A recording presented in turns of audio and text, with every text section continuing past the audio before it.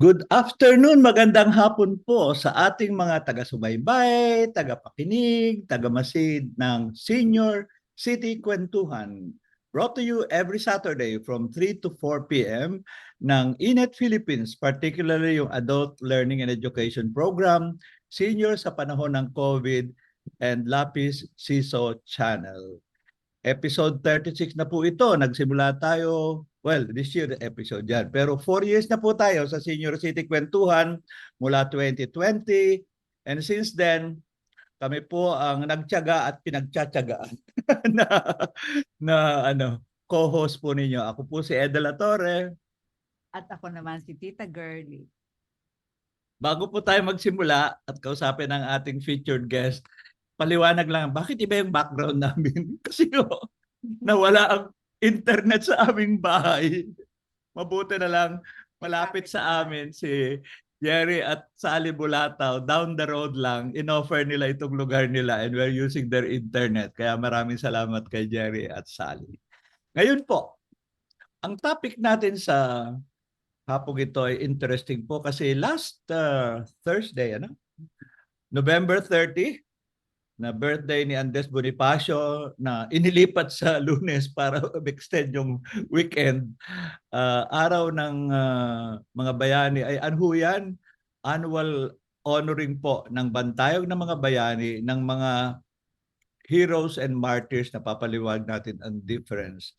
At ang isa sa mga pinarangalan noong November 30 na siyempre tuwan-tuwa kami, proud at may particular personal ay si Gani Serrano na dating presidente ng PRRM at siya rin po ang ama ng ating special guest this afternoon na inukil-kil agad ni Gary. Tony, interviewin ka namin.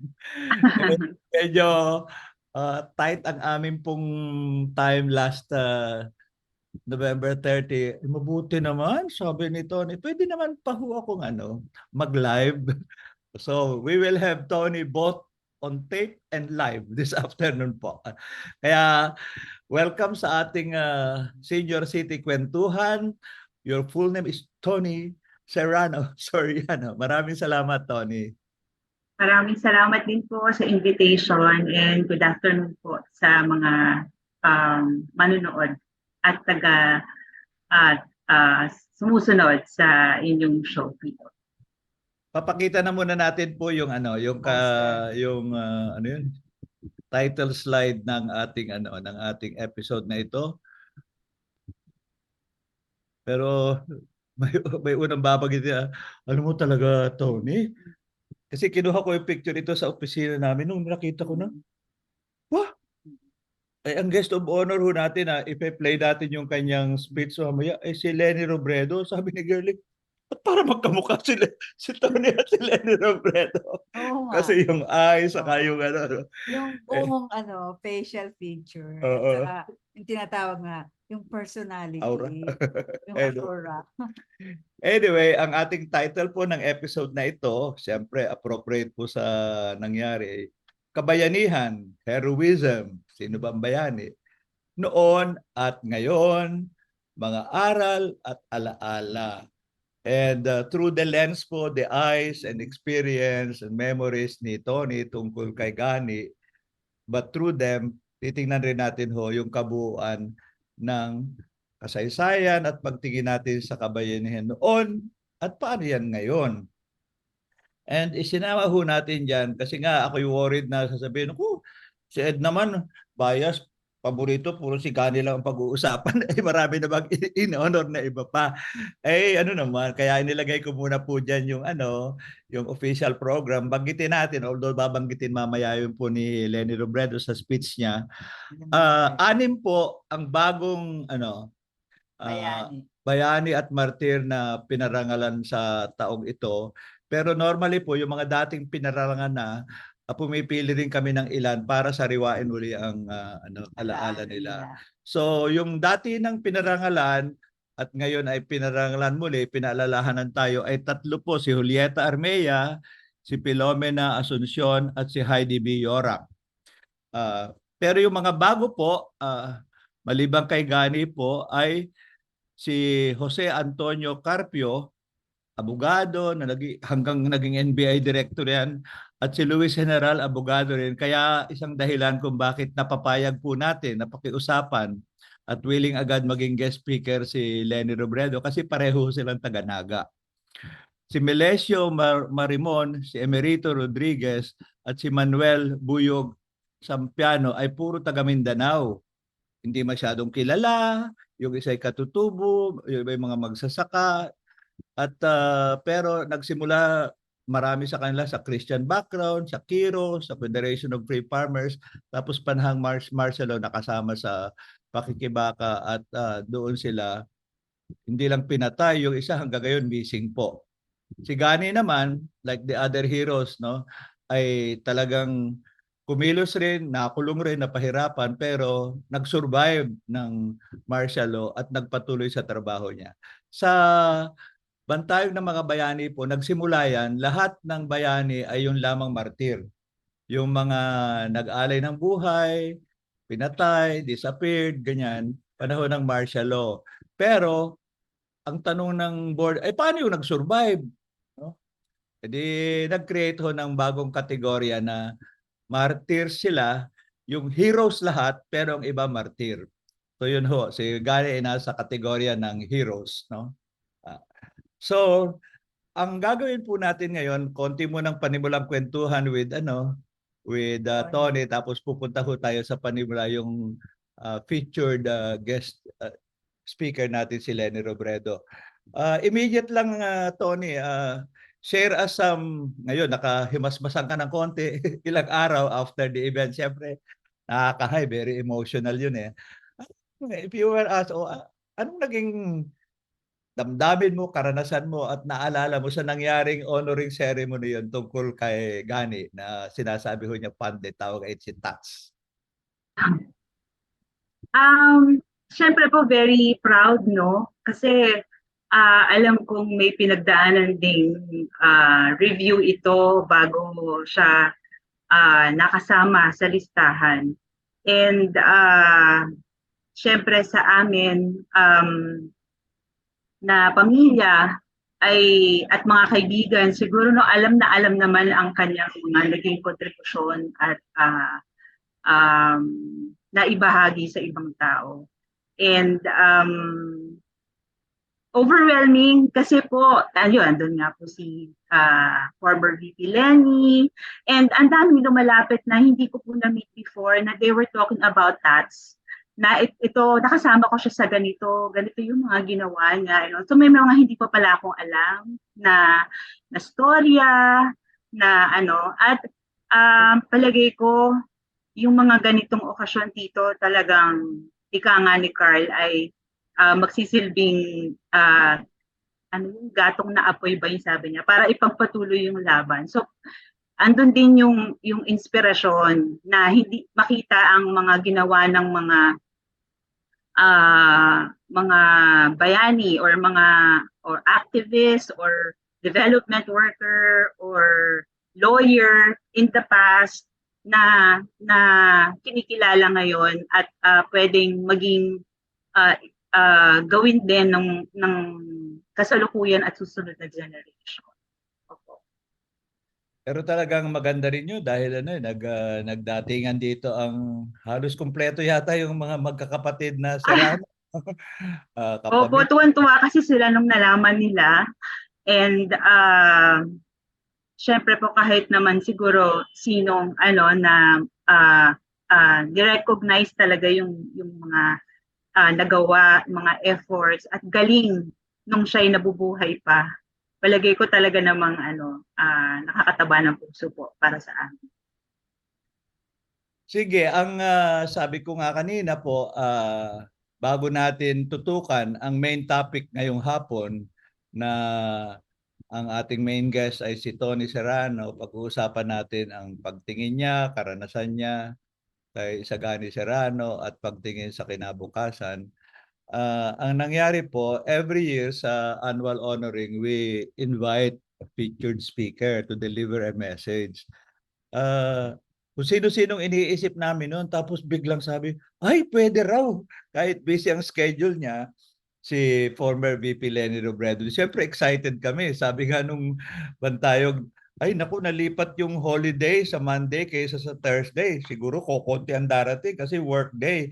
Pero maliban sa talagang pupunta ron dahil kamag-anak, kapanalig, lalo na kami sa PRRM, nag-imbita po kami mula sa probinsya na darating, ay marami ring pumunta dahil nga nalaman nilang ang speaker ay si Leni Robredo. And to her credit po, ang ganda ng kanyang message, no?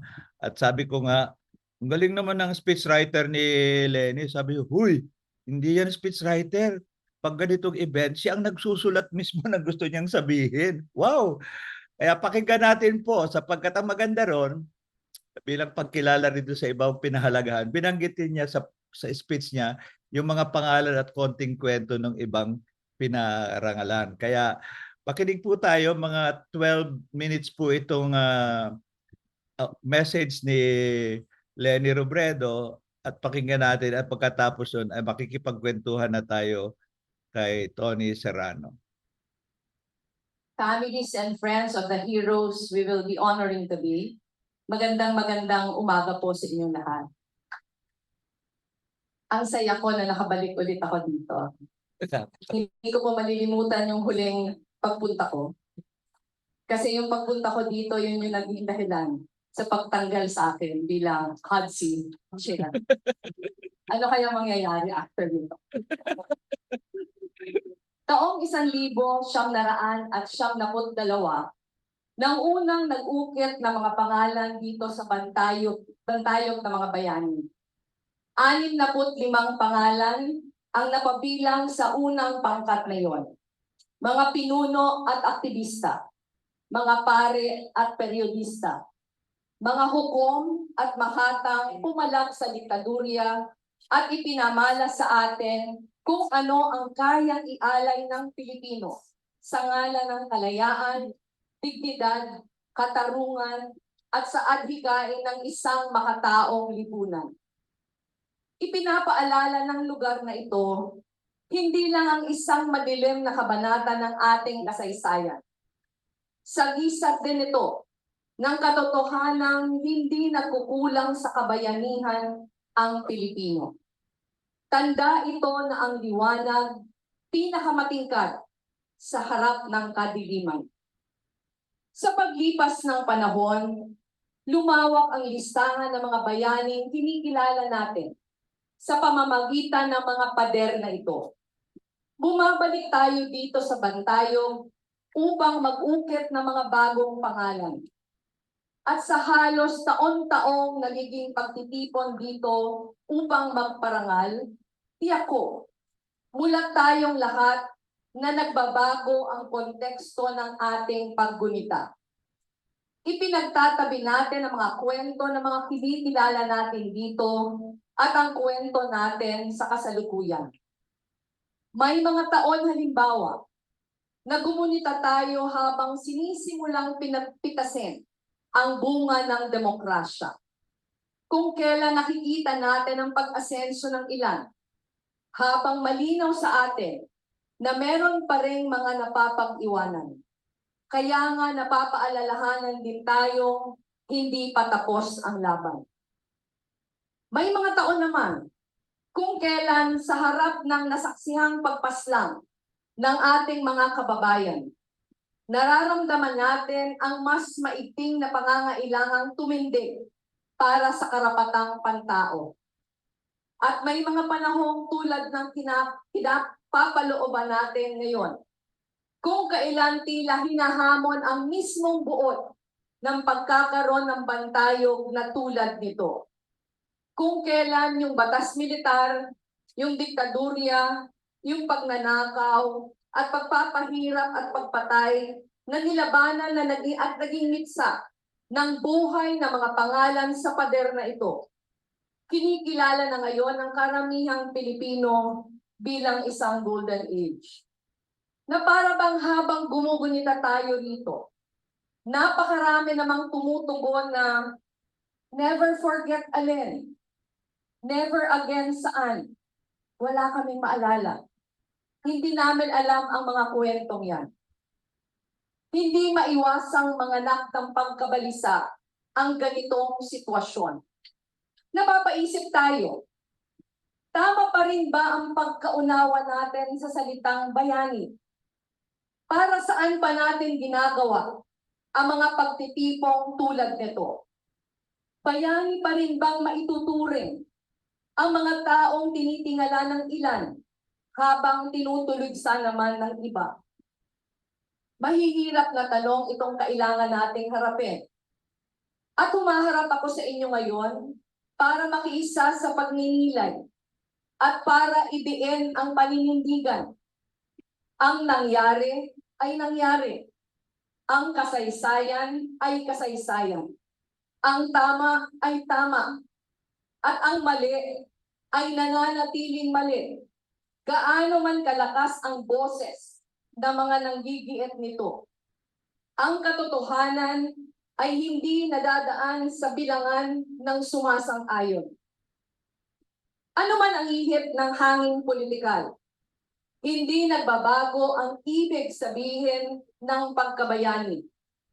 Hindi mabubura ang kabayanihan ng isang tao kahit pilit silang ibinabaon sa limot, kahit patanggalin ang kanilang mga mukha sa pagkakaimprenta sa pera.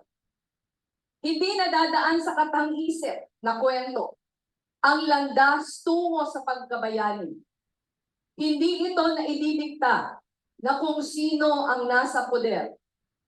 Hindi ito na ikukulong o napapaslang.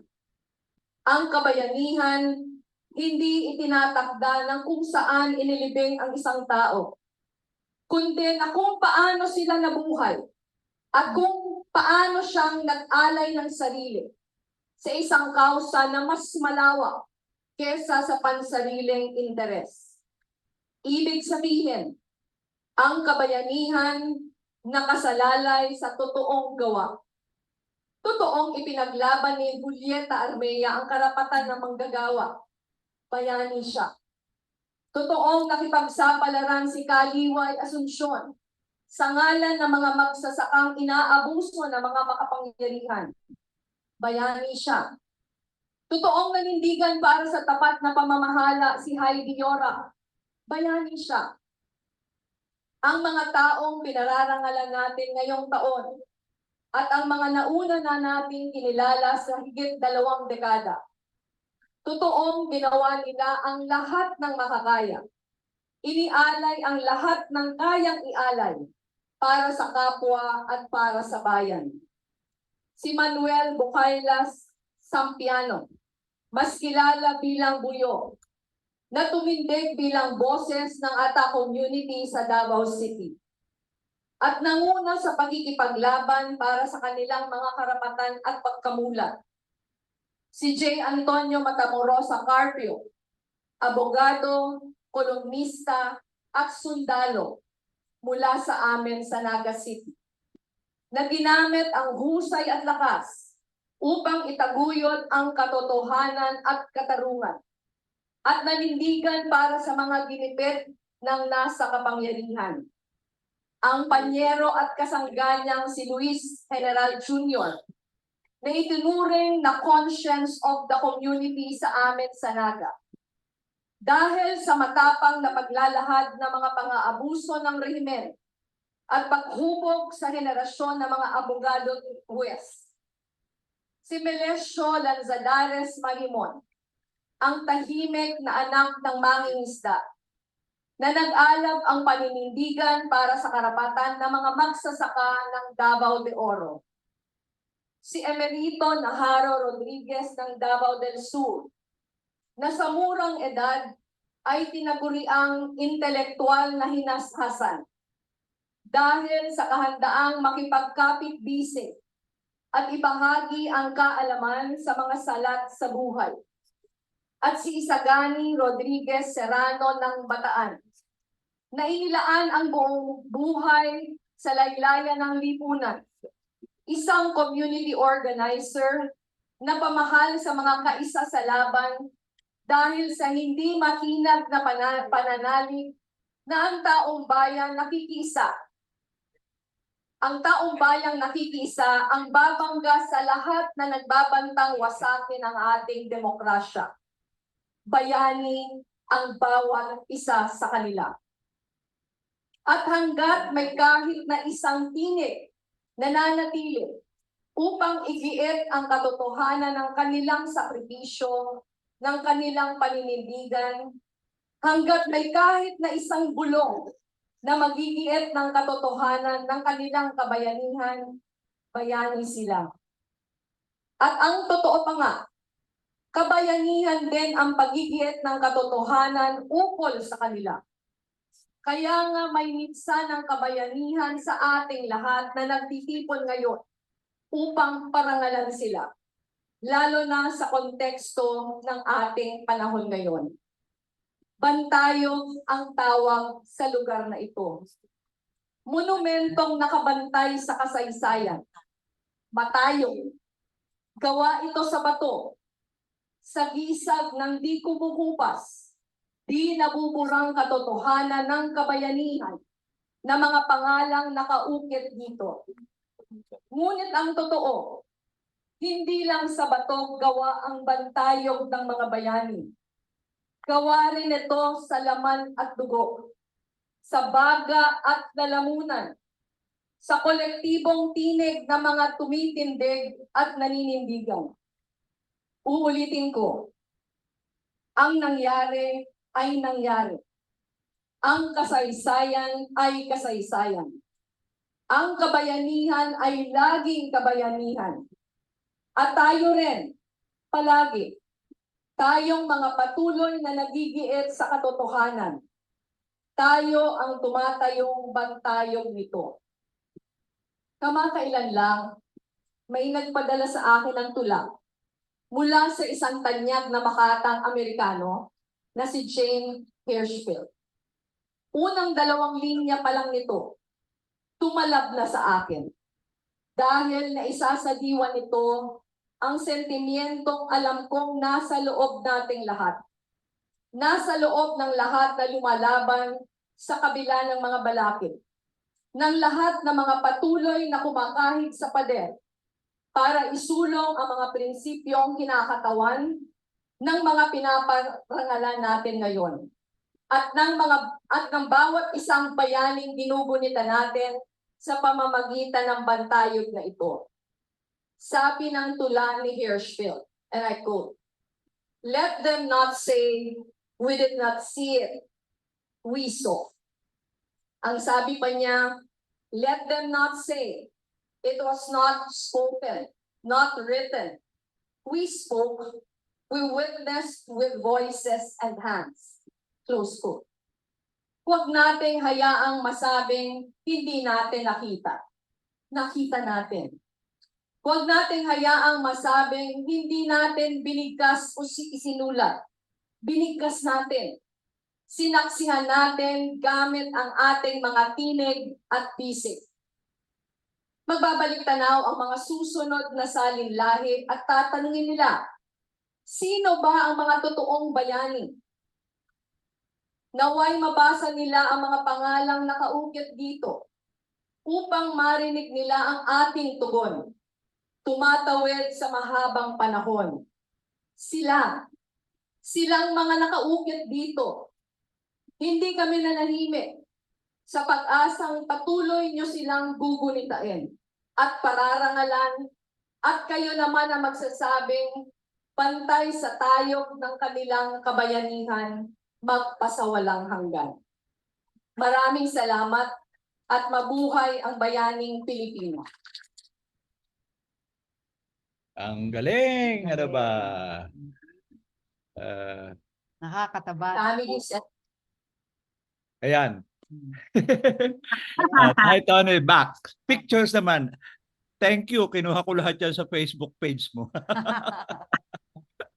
Sa akin pala galing. Maganda po kasi Kasi nga, normally po, pag nagbasa na ng citation, sa huli, kasi 6 ang pinaparangalan, 6 hong tugtog ng gong.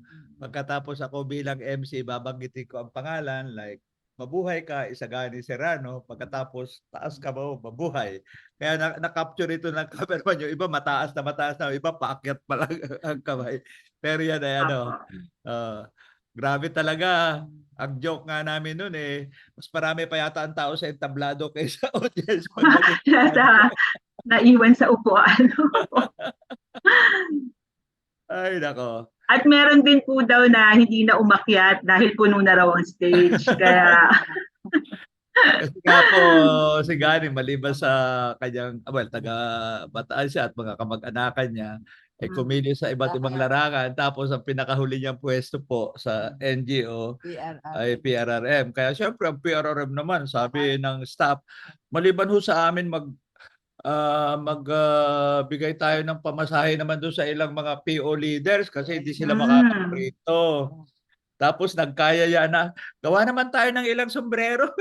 Opo, ang ganda nga po nun, Gani, Bayani. Opo. Tapos yung ga at bay ay ibang kulay, kaya gabay. Wow, okay naman ha. Okay So yan, ang una, picture-picture pa sa kalye bago tayo pumunta kay Tony. Ayan. Normally po, nagbigay na ng citation, may isang magsasalita sa ngalan ng pamilya at ang pinarangalan. Di expected ko dati kasi lagi si Tony yan. Tony, ikaw ba magsasalita? Hindi. Gusto rin ni Carl. Kaya bihira ho itong sister and brother act na sana nagbibigay ng statement. Pero very touching, maganda kasi dalawang different voices. Naalala mo po ba ang ilan mong sinabi, Tony, doon? Record Opo. Ako I can actually medyo nag-usap din kami kung paano namin hahatiin. And then when we were informed na isa lang ang pwedeng magsalita, sabi ko, Carl, ikaw na yun. Kasi ako naman yung laging nagsasalita. Ikaw naman, it's your time to shine, sabi ko. Tapos, okay naman sa kanya. And then, sabi ni Mami, maganda kasi yung sa'yo, Tony, dahil kinuwento mo ang karanasan at kung bakit deserve ng Tats mo ang maging makilalang hero, sabi niya. At yung kay Carl, maganda rin dahil mensahe para sa henerasyon ngayon at sa susunod pa. Tapos English and Tagalog pa. So sabi niya, magandang kombinasyon. Kaya baka naman pwedeng pakiusapan ng Tito Ed mo dyan at Tita May mo para sa inyong dalawa. At siguro isang realization, Tito, no, na syempre panghuli si Tats, yung mga nauna, kung hindi nakarating ang relative o ang family or friends, ganyan, may iba na lang nagre-represent, even messages. At meron ding kwento na hindi na nila nakasama yung magulang nila kasi aside from sigurong maagang napatay or yung ganun ba. So ako siguro masasabi kong magandang nakasama namin si Tats na kahit na yung first years ko ay pakikibaka, magandang umabot siya hanggang sa mga apo niya na pati sa kanila na naituro niya ang kanyang mga tinuturo rin sa iba na advokasya niya. So yun po, ngayon ko lang naisip din na maganda rin yung finale natin na kaming dalawa at ang dami ng tao. Tama. Opo. Talinaw naman hindi ko nga alam. Pakulo na yan ni na May Rodriguez, yung acting executive director. Paano ba ang sequence? Ang ganda inihuli nila si Gani. Hindi, pero hindi lang. Mukhang umayon din sa Tony, nung pinag-uusapan namin, kasi nga paliwanag ko lang ho sa ating tagapakinig, hindi ho basta-basta pumipili ng pararangalan. Dapat may mag-nominate. Yeah. Marami naman talagang naka-nominate. Pero pagkatapos po nun, may research committee po na i-interviewin kung sino-sino. Pagkatapos pupunta ho na yan sa parang pinaka-selection committee at ang pipiliin nila, isasubmit sa board at tapos ang board ho ang magdi-decide. At yun ho ay dapat at the very least tawag nila working consensus. Kung hindi man absolute, wala dapat may strong objection. Kahit isa lang medyo may duda, sorry na lang, postponed until the next year. in Gani's case, ang interesting pong naka-delay. Actually, inisip namin mas maaga pa sana siyang pinarangalan. Dahil nga, yung binanggit mo, Tony, na post-EDSA, yung parang open, hayag na role niya na naging okasyon para mas makilala mo siya, makasama hanggang apo. Pero sabi ng iba, uy, paano natin paparangalan naman yung malaking papel niya nung panahon ng martial law? Kasi hindi naman siya hubirong aktivista, maliban sa pagkakulong sa kanya. Isa ho siya sa talagang leader ng kilusan, no? Kaya sa bandang huli mabuti may napahabol na kilala siya noon, napadala yung kanyang testimony. Kaya mas maganda at balansyado. Pero nung una pa man pinidiscuss, sabi sigurado si Gani pero parang kulang yung pagpapahalaga sa kanya kung hindi natin babanggitin yung papel niya sa panahon ng martial law. So yan po ang second picture. Tatlo, apat na pictures lang ito. Ayan naman, sabi ko nga po, Kapatid. mga kapatid ho yan lahat ni Gani Serrano, ano? So, may Opo. yata na pinakarating, ganun? Isa po kasi nasa Australia. Australia. Ilan ba? 1, 2, 3, 4, 5, 6, 7. Opo, nasa Australia sa Tita Nini. Kaya pero join po sila via FB Live. Yun. Kaya naman. Si Gani ba yung panganay? Hindi ano? Hindi po. Si Tito Vir, ito po naka-blue. Okay. Ang tawag sa kanya Dico ng mga kapatid kasi pangalawa po siya. Pangalawa. Okay. After, Lahat po sila Dico ang tawag nila. Okay, Dico. Tama. Di ko malilimutan. Pwede. Ay, hindi natin nakita yung design. Maliit kasi yung yung sombrero. Pero yan na ho yung Gani Bayani. Tapos, okay. Tapos, siyempre, kailangan may picture yung magkapatid at magnanay. Doon sa wall. Mahalata po ninyo, sa ngayon, parang tarp lang yan. Hindi yan nakaukit. Normally ko inuukit. Hindi kasi nga po, ang Bantayog, di parami ng parami, ay may architect po na estudyante ng original architect na nag-design na sabi, ano ho nila, i-retoke nila yung buong design para mas tabi-tabi lahat, no? Kaya sabi nila, panimula mo yung ganyan, pero sa loob ng mga susunod na buwan po, parang pagsasabi, kasi normally ho, inuukit talaga sa pader, no? Sa granite nga ho yan, no? Tapos pinipintahan, no? Kaya sila nga ang pinakahuli, November 30, 2023, ano? So yan po ang sabi nating parang souvenir photos ng event. The next mga half hour po, isasalang natin ang ating special guest na maraming salamat. Akala namin po makukuha lang namin siya mga 15 minutes, 20 minutes sa video pero gipit ang oras. Mabuti naman sabi niya, pwede naman ako pa yung interviewin na live. Mabuti naman. Kaya dalawang style ito. May recorded interview, pagkatapos may live interview. Recorded interview at live interview, magkakanon. Ang una po ay mga 6 minutes lang. Yung immediate record na naming interview kay Tony doon sa PRRM tungkol sa panimula niyang memories, alaala at aral kay Tats. Tony, pa-introduce naman ang sarili mo. Sure, Tito. I am Tony Serrano Soriano. Well, I'll introduce first as a daughter of Gani Serrano, since we just had the honoring rights from Bantayog Bayani Foundation. And I'm now working as a senior project manager in UP Diliman, a program under Office of the Vice President for Academic Affairs. It's CIFAL Philippines. It's an UN-affiliated agency, a partnership between UP and UNITAR, United Nations Institute for Training and Research. And I'm a mother of two, single mother of two. And yun po. I had my master's in UPOU DevCom. Na ang father ko rin po ang encouraged sa akin to continue whatever his legacy is. Tulad ng sinabi ko sa iyo, ang interest ng Senior City Kwentuhan, sa Mm. particular episode na ito, while talking about Gani and Bantayan ng mga bayani, ay ano ang pagtingin ng younger people? You're not that young, but much younger than us definitely. Na alam nating may kahit paano may experience or memory of our generation, but now living a life of your own, trying to develop your own path. What can you say about our generation, specifically generation ng tatay mo, si Tats, no? To share to our audience lang, not just to the seniors like us, but also sa mga contemporaries mo.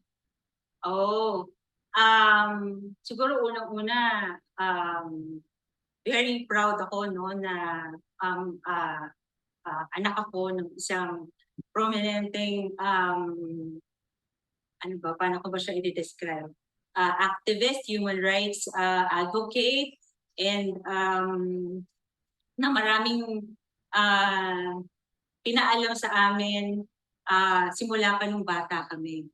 So siguro na-expose din kami at an early age at nalaman namin ang ilang political issues na maraming tao ang naaapektuhan at nagkakaroon ng hindi pagkakapantay-pantay. So maaga kami na-expose sa ganon.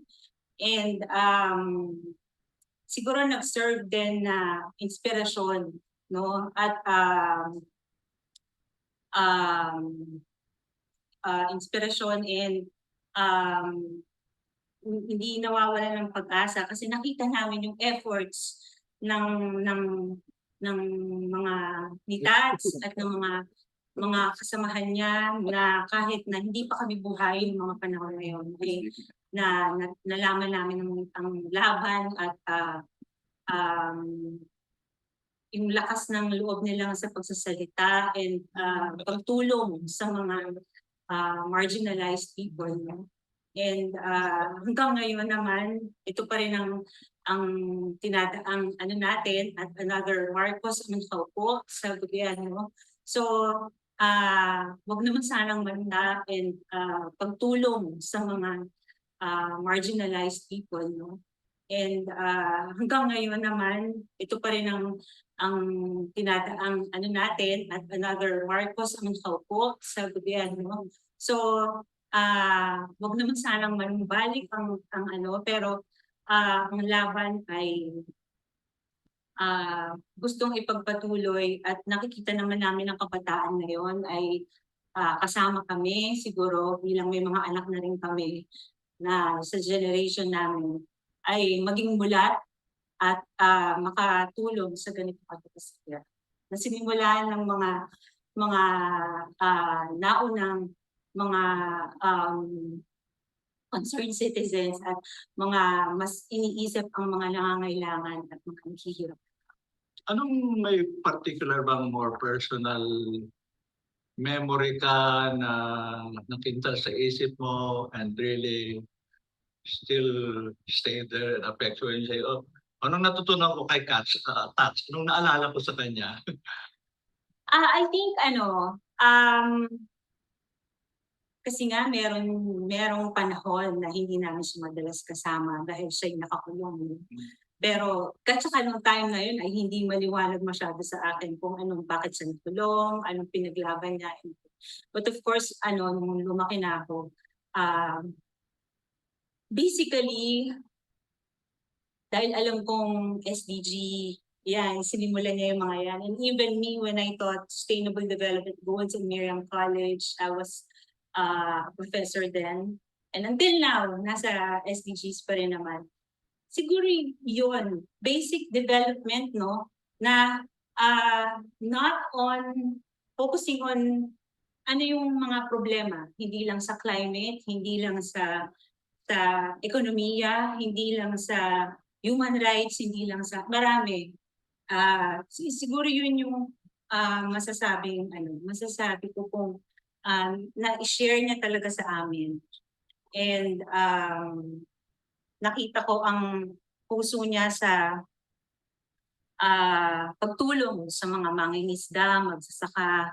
Talagang community ang direct talaga. Kasi alam natin na merong mga NGOs ngayon na more on training, research, like yung kung saan po ako na ngayon ang ginagawa, more on sharing of knowledge.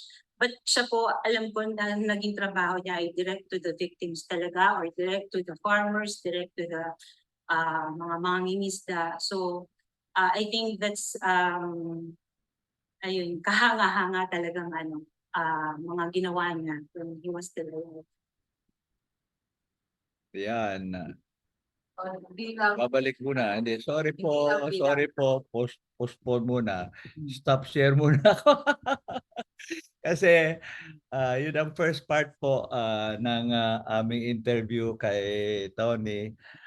May gusto ka bang follow-up question doon o gusto kang idagdag, Tony, sa mga sinabi mo?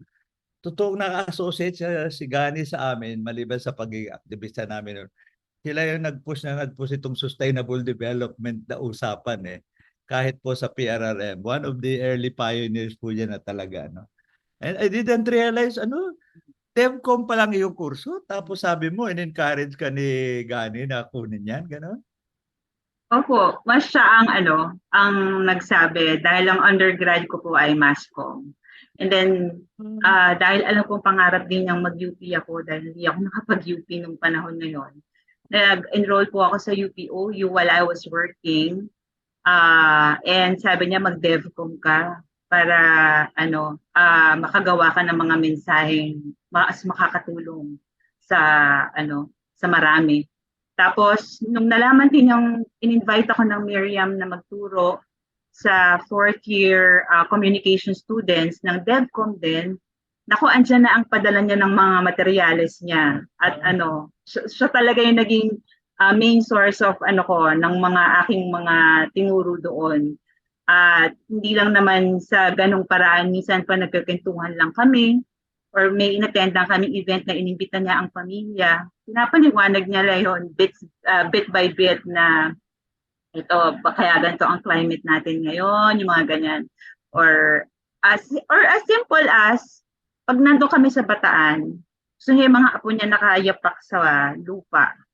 He wants us to, and simple-simple ng mga ganun appreciate nature, malaman saan nagagaling yung kinakain natin araw-araw. So kailangan niya kami dalhin sa palayan para sa aming kanin. Ganun. Ipaliwanag lang yung sinong mga gumagawa dyan at paano natin payayamanin yung mga ganyang ginagawa nila. Ganun lang naman siya magturo sa amin. Kaya palagi rin niyang nare-relate kung ano yung trabaho niya at saka sa amin din. So, kaya noon yun, yung nakatapos ako, pumunta siya ng graduation ko kahit sa Los Baños pa ito. Tapos, nung nagturo din ako sa Miriam, tuwang-tuwa siya, yung mga ganito. Actually, lahat naman po ng namin, ginawa namin decision ni Carl sa buhay, sinuportahan niya. Kaya siguro, yun. Kasi nga, happiness is very important. Ayan. So, Mamaya ang pag-uusapan natin. Pero by the way, in case hindi ho nyo alam, binanggit ka ni Tony na nag-AB siyang mass comm pagkatapos nag-master sa DevCom. Si Gani ho, late in his life, happy na, busy na sa PRRM. Ano rin siya? Distance learning rin, hindi ba? Pero South Bank ng London. yes. Kapahirap siya kasi ang thesis ho niya ay tungkol sa trabaho ng PRRM at siyempre requirement, marami siyang trabaho. Pero natapos po niya, kaya mahalaga yun kasi Tony, kasi kuminsan binabangga natin yung usapin ng education from life, for life, at saka yung formal na edukasyon sa classroom and books and all that. Pareho edukasyon yun, hindi pwedeng isa lang, no? Masama nga yung sinasabi, edukasyon na yung lang formal, libro, diploma. Pero mali rin ho namang sabihin, ay lahat makukuha mo na lang sa uwido at diretsong karanasan. Maraming iba na hindi mo mararanasan diretso at yung paliwanag sa iyong karanasan, kailangan rin ng ibang mga konsepto at gano'n. Yun ang nakita kong balancing act na ginagawa ni Gani noon. At mukhang in-encourage kayo na i-pursue rin yung ganong approach sa learning, Opo. Another way of educating na napaka-ano rin sa kanya is yung traveling. Ah. So ano kami, dahil nagta-travel siya, nag-ipon siya ng mga points niya para maka-travel din kami. Kasi May sabi mileage, niya, mileage, opo. Kasi sabi niya, yes, we have books to read, that this country has this culture, has this place, has this people. Pero kapag nandun ka, ibang learning ang ma-experience mo. So kaya at an early age din nakarating kami ng Switzerland. Ayun, tuwan-tuwa rin siya nung ako ang delegate ng Pilipinas sa isang international conference on human rights and development sa Zurich, Switzerland to. Kaya full support talaga. Siya pa yung nag-compile ng mga materials, ng mga photos. Palagi niyang binabanggit sa mga kwento niya tungkol sa akin, ganun. So, bata pa talaga, medyo sinabak na kami sa ganun. Pero sabi ko nga, hindi man parehong-pareho yung naging linya namin sa naging trabaho. Maybe because hinayaan na kaming magdesisyon on our own and just support us, no? Kasi happiness nga po. Pupunta naman sa happiness. Pero yun po, ganun po siyang and i-relate na lang niya sa kanya ring mga alam, ganun. Sige, dahil dalawang beses na nag-refer sa happiness. Pupunta tayo sa second taped interview ito, mas maikli lang. Pero problema lang ko sa second part, warning na lang. Si Garly na nagsushoot, ay ako yung nagzoom sa kabila. Ay, lakas-lakas ng boses ko. Pero pakinig pa rin ang pinag-usapan nyo. Kaya naman sabi namin kay Tony sa hapong ito, i-play pa rin natin yon, pero pwedeng balikan at pasadahan muli. Baka hindi napakinggan lahat na pinag-usapan nila ni Garly. So pakinggan po natin ang second part ng interview kay Tony, including tungkol sa happiness.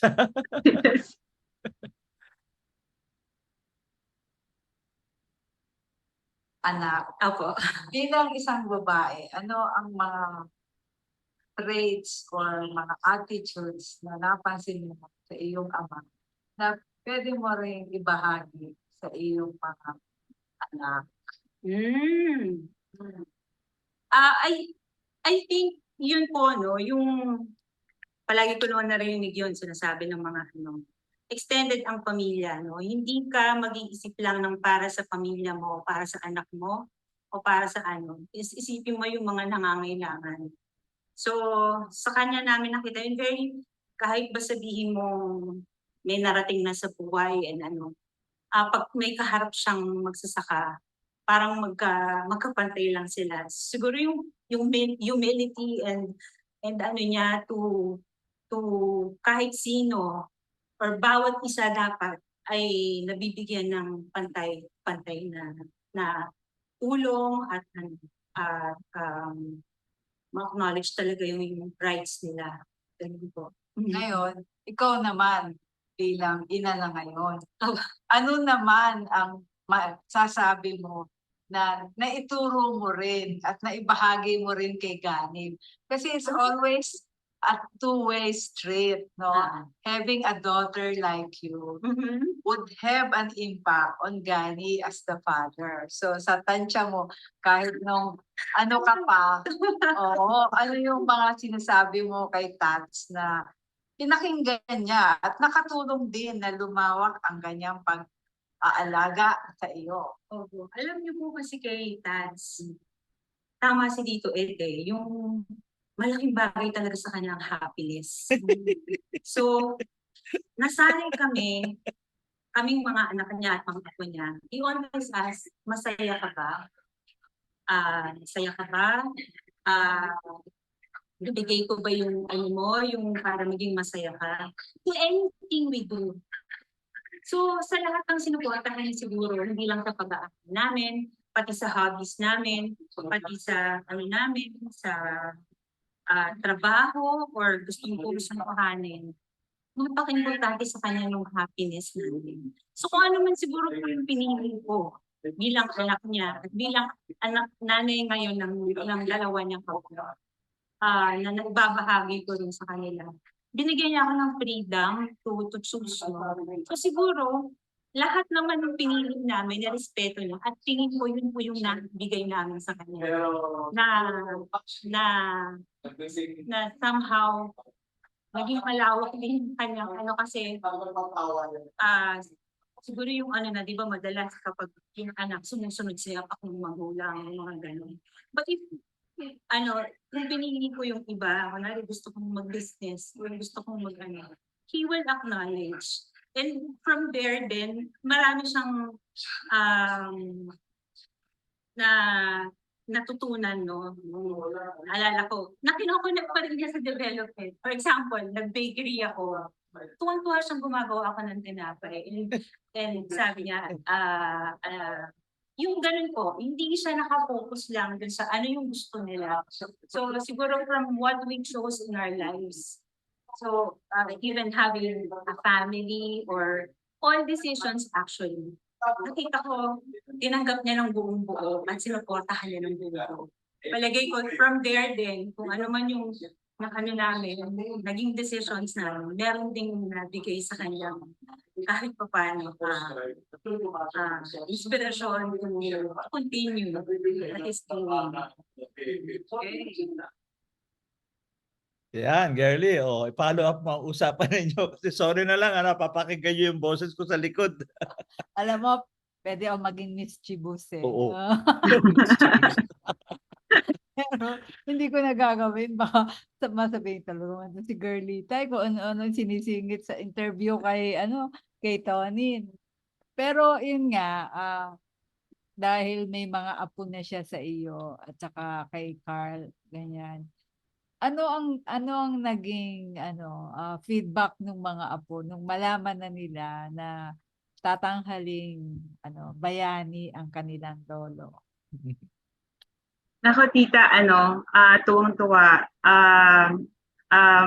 Si Maui nga nasa Coron lang ngayon, hindi siya naka-attend, no? Pati yung iba, kasi nilipat nga ang holiday, na kung ginawang holiday yun, di sana nandun sila. Nasa eskwelahan sila ng mga panahon nila. Na yun. Even naman po, when he passed away and nung nakikita nila yung tribute niya bago siya namatay. So naririnig naman nila lahat ng mga how great Tats was, no? So proud na proud sila and maraming tanong, of course, na like bakit ba siya nakulong, mami, yung gano'n? Bakit tapos nung botohan din, si Maui pwede nang bumoto, si Anton pwede nang bumoto. Alam nila na hindi nila iboboto si Marcos. Yung mga gano'n. Medyo meron namang parang kasi hindi lang naman sa influence siguro ng Tats, pati si Mami na human rights siya for a very long time, no, human rights advocate. Na i-share namin ang kanilang mga ginagawa, and even sometimes I let them attend the probably some events na nagsasalita ang lolo't lola nila, yung ganun ba. So I'm sure very very proud sila and emotional kasi ginawa na lang po namin, share namin ng link. Sabi ko manood kayo, ganyan. And yung isa po si Jana, yung panganay ni Carl, ay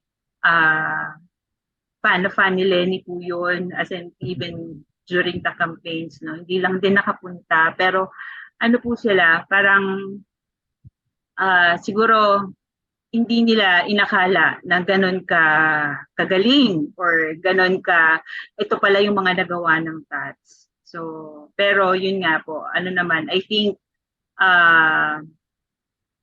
like lalo na po yung panganay ko, matagal silang nagkaroon sila ng maraming bonding time. Pati yung mga anak ni Carl. So I think yun din yung maganda doon. Opo. Okay naman ang mga apo, sabi ko, wag kayong magugulat pag minsang Sirano ka pala, ganon, kilala mo ba si ganito, ganon. Kasi sabi ko, ayun, ngayon po siguro mas kilala na nila ang TATS sa mga ganitong awards or ganitong pagkilala. Parangal po. Maliban kasi doon sa happiness, ang isa kong binanggit nung ating program, nakaka-associate sa akin, akintal sa isip ko na si Gani rin ang paulit-ulit na ginagamit yung salitang fairness in a fragile world, no? So fairness, equity, human rights. Pero sa daigdig na medyo mabuhay at kaya we must be careful na even in the process ng struggle for justice ay careful tayong hindi ma-overload ang stress sa system, and I think mahalaga yun and of course sa lahat alam naman na si Gary iisa ang alam na kanta at gustong kantahin yung Imagine.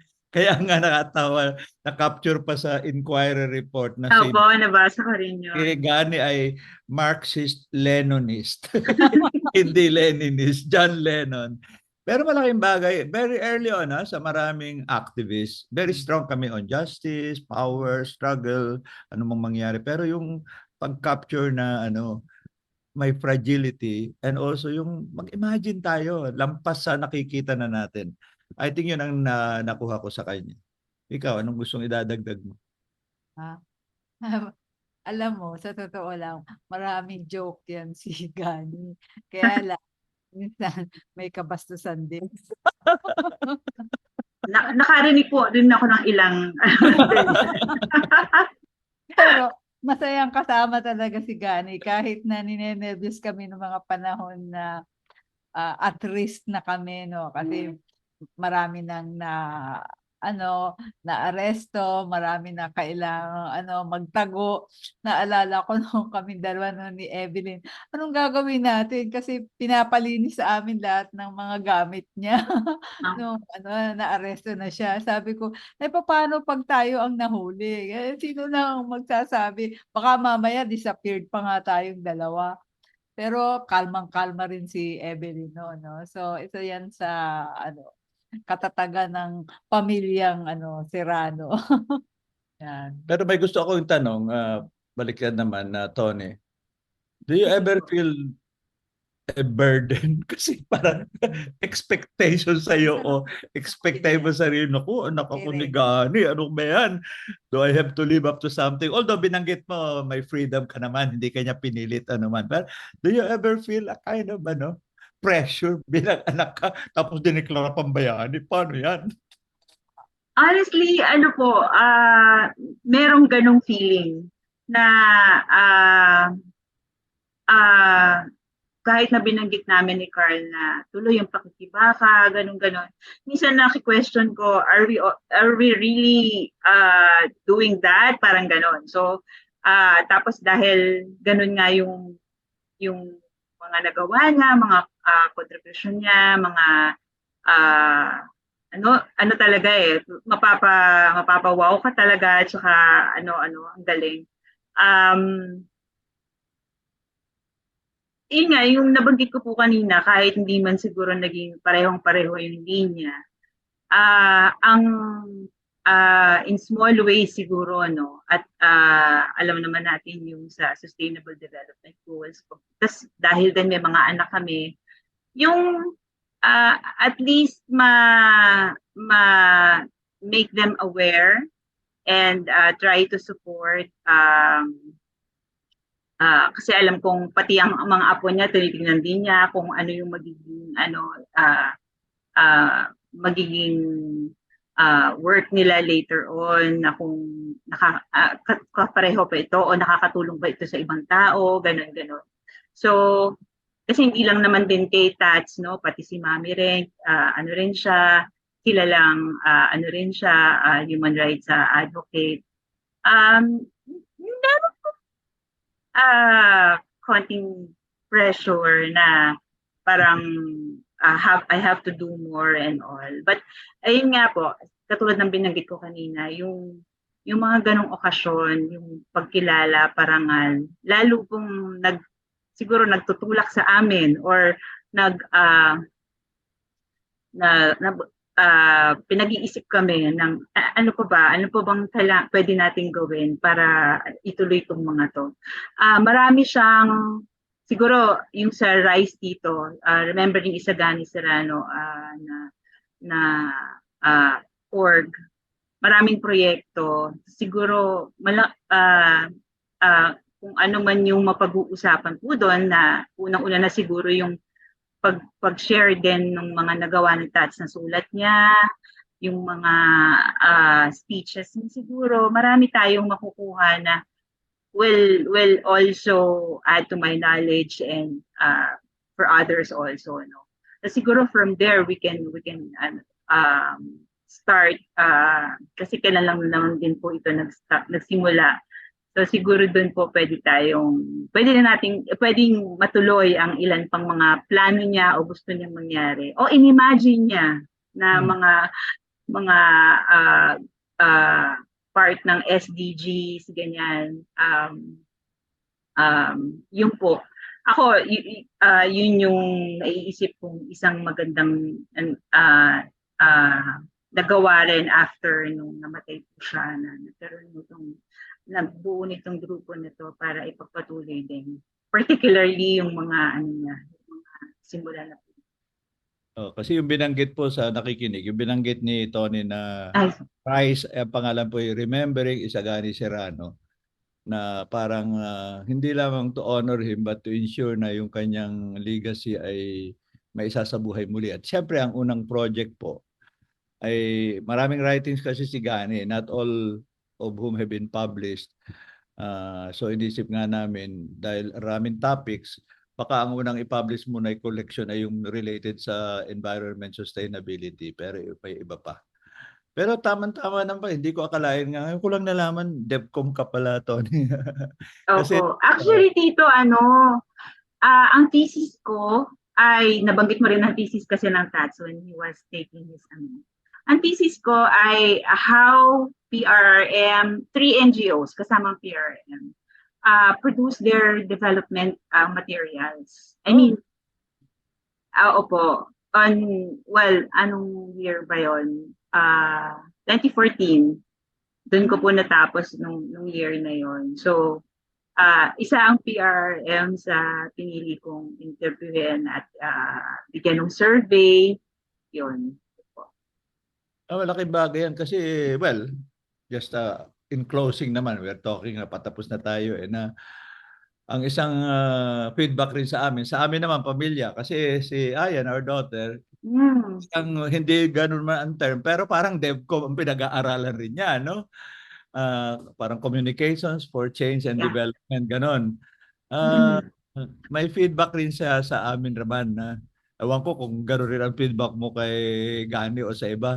Sabi na, ang hahaba naman ang yung sinusunod, ang hahaba ng yung pagsasabi. Pwede bang mag-produce ka rin na medyo mas maikling bite size and all that? No? May long form, pero dapat may mga short forms rin kayo.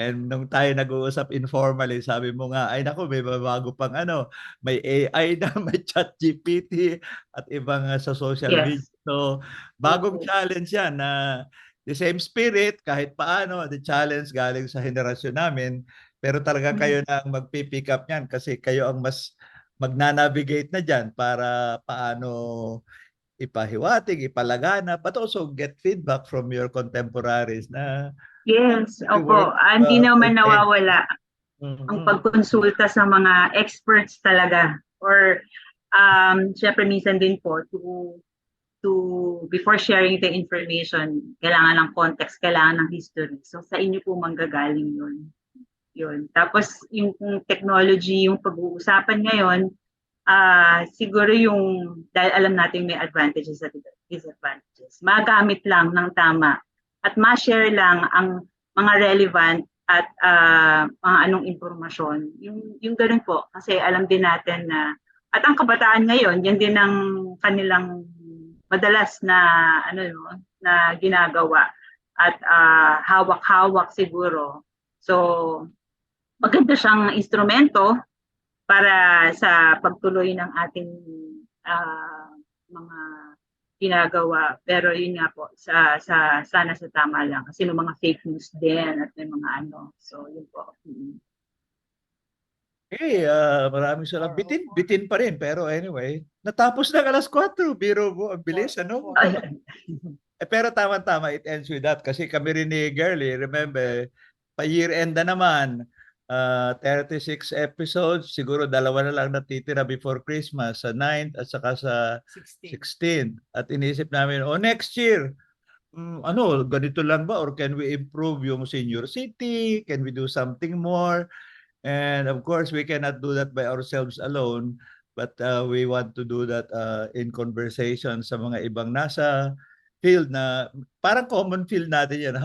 How do you integrate and also how do you integrate communicate sa development, no?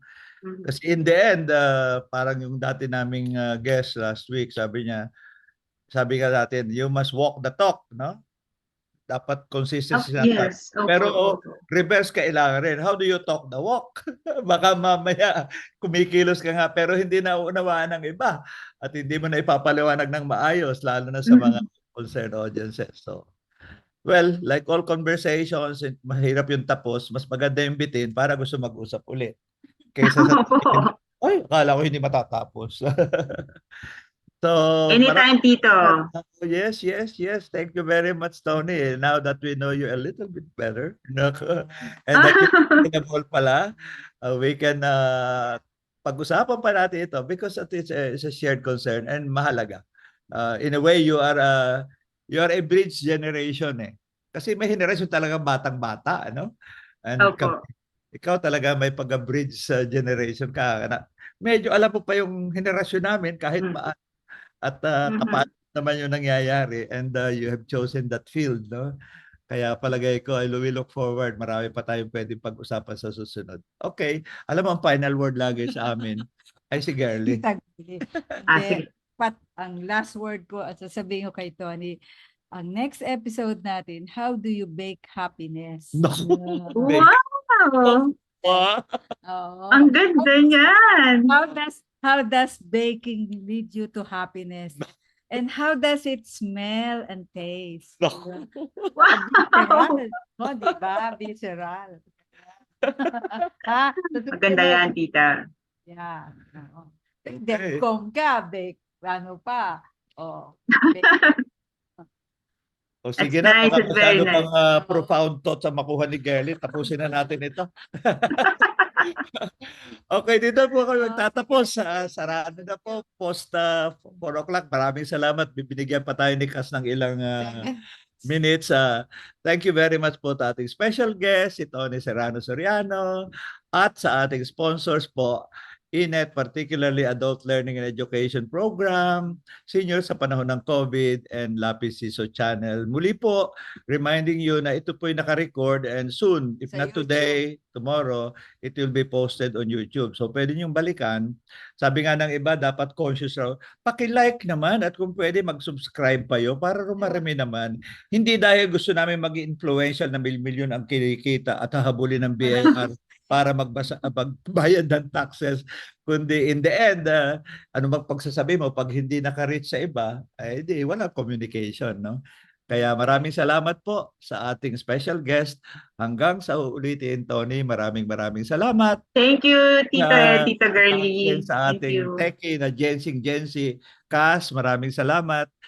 At tapos na po kami. Bye-bye.